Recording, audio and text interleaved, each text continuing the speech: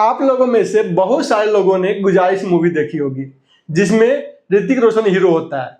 उस मूवी में ऋतिक रोशन एक मैजिशियन का रोल प्ले करता है। एक प्ले के दौरान उसकी एक्सीडेंट हो जाती है और उस एक्सीडेंट के कारण वो कंप्लीटली पैरालाइज हो जाता है। उसके कारण जो है वो बहुत ही सफरिंग में अपनी ज़िंदगी जीता है, बहुत ही पेन में ज़िंदगी जी रहा होता है। इसी के कारण एक पॉइंट के बाद मूवी में वो कोर्ट से मरने का परमिशन मांगने जाता है कि उसे शांति से मरने दिया जाए विथ डिग्निटी। लेकिन सवाल ये है कि क्या इंडिया में किसी इंसान को legally right to die with dignity मिल सकता है? इसी सवाल का जवाब दिया है सुप्रीम कोर्ट ने अपने एक हिस्टोरिक जजमेंट में। तो आज का टॉपिक वही है, right to die with dignity, passive euthanasia in India. Hello everyone, welcome to my channel law, finance and life. आज के वीडियो में हम डिस्कस करेंगे right to die with dignity क्या है, हरीश राणा की real life story, passive euthanasia क्या होता है और सुप्रीम कोर्ट का landmark judgement common cause versus union of India. तो चलिए सबसे पहले जानते हैं इस केस का background story. Background of the case, Harish Rana एक यंग मैन थे जिसके साथ एक सीरियस एक्सीडेंट हुआ। इस एक्सीडेंट के कारण वो कोमा या वेजिटेटिव स्टेट में चले गए। ये वेजिटेटिव स्टेट में जाने के बाद इंसान बायोलॉजिकली तो जिंदा होता है, लेकिन उसमें कोई भी कॉन्शियसनेस नहीं होती या अवेयरनेस नहीं होती। इस स्टेट में, वेजिटेटिव स्टेट में Harish Rana approx 13 long years, 13 साल तक रहे, जिसमें उसके फादर अशोक राणा ने उनका पूरा ख्याल रखा, जैसे कि कोई भी फादर अपने बेटे का ख्याल रखता है। अशोक राणा ने इन 13 सालों में कभी उम्मीद नहीं खोई। उनको हमेशा एक उम्मीद बंधी रहती थी कि उनका बेटा एक दिन पूरी तरह से ठीक हो जाएगा, रिकवर कर जाएगा। बट डॉक्टर्स ने एक टाइम के बाद रिकवरी की पॉसिबिलिटी ऑलमोस्ट 0 बता दिया। डॉक्टर ने बोल दिया कि अब इसका जो है रिकवर होने का चांसेस जो होता है वो 0 है। इसके बाद जो हरीश राणा के जो फादर हैं अशोक राणा, उन्होंने एक बहुत ही डिफिकल्ट डिसीजन लिया। वो डिसीजन था supreme court of India approach करने का, क्योंकि इतने सालों तक जो हरीश राणा है वो मेडिकल सपोर्ट के थ्रू अलाइव रखे जा रहे थे। वो ऐसे नॉर्मली जिंदा नहीं रह सकते थे, इसलिए उन्हें मेडिकल सपोर्ट, जो मेडिकली जो है वो डॉक्टर्स के हेल्प से, मेडिसिन के हेल्प से जो ट्रीटमेंट है उसके थ्रू जो है वो जिंदा रखे जा रहे थे। तो supreme court of India approach करने के बाद जो अशोक राणा है वो एक रिक्वेस्ट किया कि जो ये लाइफ सपोर्ट है, लाइफ सपोर्ट ट्रीटमेंट है, जो जिसके बदौलत जो है हरीश राणा जिनको जिंदा रखा जा रहा है उसको विड्रॉ करने की परमिशन दिया जाए, जिससे उसका बेटा पीसफुली पास अवे कर सके, जिससे वो डिग्निटी के साथ वो जो है पास हो सके। मतलब उससे जो है पीसफुली मरने की परमिशन दी जाए विद डिग्निटी। इसी अप्रोच ने, इसी केस ने एक नया डिबेट क्रिएट कर दिया। कॉन्स्टिट्यूशनल क्वेश्चन, कोर्ट के सामने में क्वेश्चन ये था कि क्या आर्टिकल 21 के अंदर राइट टू लाइफ का मतलब right to die with dignity भी हो सकता है? आप सब जानते हैं कि आर्टिकल 21 क्या कहता है। आर्टिकल 21 राइट टू लाइफ का जो है प्रिविलेज दिया हुआ है। तो सवाल ये है कि क्या आर्टिकल 21 अगर राइट टू लाइफ जो है देता है तो क्या right to die with dignity भी उसका मतलब हो सकता है? क्या right to die with dignity भी उसको इंटरप्रेट किया कर सकते हैं? तो आर्टिकल 21 क्या कहता है? No person shall be deprived of life. कोई भी पर्सन, कोई भी Indian citizen deprived of life नहीं हो सकता। ये कौन देता है हक? ये देता है आर्टिकल 21। और पर्सनल लिबर्टी एक्सेप्ट किस केस में? According to procedure established by law. जो लॉ ने एस्टेब्लिश किया प्रोसीजर, उसके सिवाय, उसके अलावा no person shall be deprived of life और पर्सनल लिबर्टी। चलिए इसको फिर से शुरू से हम समझते हैं थोड़ा ज़्यादा सरल भाषा में। आर्टिकल 21 क्या कहता है? आर्टिकल 21 हर एक सिटीजन को, हर एक नागरिक को राइट टू लाइफ दिया हुआ है। तो अब इसको हम इस तरह से इसको कैलकुलेट या समझ सकते हैं कि अगर राइट टू लाइफ दिया हुआ है तो इसका मतलब हम ये निकाल सकते हैं कि right to die with dignity भी इसी का राइट टू लाइफ के अंदर ही आएगा। तो आर्टिकल 21 क्या करता है कि कोई भी इंसान डिप्राइव्ड ऑफ लाइफ, कोई भी इंसान लाइफ से डिप्राइव्ड नहीं हो सकता है, या पर्सनल लिबर्टी।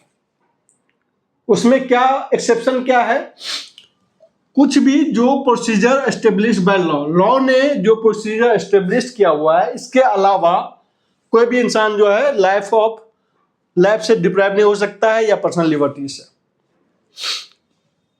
तो ट्रेडिशनली कोर्ट ने इस आर्टिकल 21 को कैसे इंटरप्रेट किया है? उसको राइट टू लिव से इंटरप्रेट किया है। लेकिन अब सवाल यह है कि कॉन्स्टिट्यूशनली डिग्निफाइड लाइफ गारंटी करता है। तो अगर कोई इंसान एक्सट्रीम सफरिंग में हो तो उसको डिग्निफाइड डेथ भी अलाउ होनी चाहिए। This is the question. Earlier supreme court view, इस इशू पे सुप्रीम कोर्ट पहले भी बात कर चुका था। एक इंपॉर्टेंट केस था Gian Kaur versus state of Punjab. इस केस में सुप्रीम कोर्ट ने कहा था कि राइट टू डाई आर्टिकल 21 का पार्ट नहीं है। लेकिन इसके साथ सुप्रीम कोर्ट ने एक इंपॉर्टेंट ऑब्जर्वेशन भी दी। वो ऑब्जर्वेशन ये थी कि टर्मिनल इलनेस के केसेस में डिग्निफाइड डेथ का कॉन्सेप्ट आर्टिकल 21 से रिलेटेड हो सकता है। कि मतलब राइट टू डाई जो है आर्टिकल 21 का पार्ट तो नहीं है, लेकिन टर्मिनल इलनेस के केस में ये रिलेटेड हो सकता है। मतलब डायरेक्टली तो पार्ट नहीं है, लेकिन ये रिलेशन रख सकता है। और यही ऑब्जर्वेशन बाद में काफी इंपॉर्टेंट हो गया। Landmark judgment, finally issue decide हुआ एक लैंडमार्क केस में, common cause versus union of India. 2018 में 5 जज कॉन्स्टिट्यूशनल बेंच ने एक इंपॉर्टेंट डिसीजन दिया। कोर्ट ने होल्ड किया कि right to die with dignity article 21 का पार्ट है। पैसिव इथुनेसिया इंडिया में अलाउड है। लोग लिविंग विल बना सकते हैं। सुप्रीम कोर्ट ने ह्यूमन डिग्निटी और पर्सनल ऑटोनॉमी के लिए ये डिसीजन बहुत इंपॉर्टेंट माना जाता है। चलिए अब समझते हैं पैसिव इथुनेसिया क्या होता है। पैसिव इथुनेसिया का सिंपल मीनिंग है लाइफ सपोर्ट ट्रीटमेंट को विड्रॉ या स्टॉप करना जब रिकवरी की पॉसिबिलिटी ना हो, जीरो हो। इसका एग्जाम्पल क्या क्या है? वेंटिलेटर रिमूव करना, आर्टिफिशियल फीडिंग स्टॉप कर देना, या लाइफ सपोर्ट मशीन विड्रॉ कर लेना। यहाँ इंटेंशन डेथ कॉज करना नहीं होता है, बल्कि पेशेंट को नेचुरल डेथ अलाउ करना होता है। अब समझते हैं कि एक्टिव वर्सेस पैसिव इथुनेसिया में क्या डिफरेंस होता है। एक्टिव इथुनेसिया का मतलब होता है इंटेंशनली किसी को लीथल इंजेक्शन देना जिससे कि उसकी डेथ हो जाए, जो कि इंडिया में इलीगल है। जबकि पैसिव यूथनेसिया का मतलब होता है लाइफ सपोर्ट ट्रीटमेंट विड्रॉ करना, जो कि इंडिया में स्ट्रिक्ट सेफगार्ड के साथ अलाउड है। ये मेजर डिफरेंस है active versus passive euthanasia. Living will. Supreme Court ने लिविंग विल का कॉन्सेप्ट रिकॉग्नाइज किया है। लिविंग विल क्या है?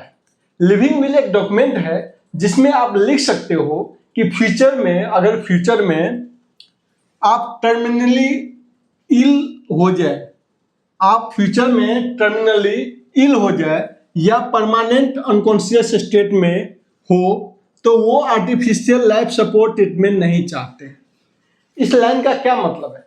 इस लाइन का मतलब है कि कल को न, भगवान न करे, कल को आप जो है किसी ऐसे एक्सीडेंट से मेट हो जाते हो। अब मान लो कि जैसे कि छत से गिर गए, कार एक्सीडेंट हो गया, कोई भी एक्सवाइजेड कोई भी रीजन हो, उससे कारण आप जो है वेजिटेटिव स्टेट में पहुंच जाते हो, जहां पे आप जो है ना चल सकते हो, ना बोल सकते हो, ना मूव कर सकते हो, बस आपकी आंखें जो है ओपन होगी, कभी बंद होगी, जिससे आप पता चलता है कि आप जो है जिंदा हो। लेकिन आप किसी भी मतलब बस आप जिंदा हो, ये स्टेट होता है।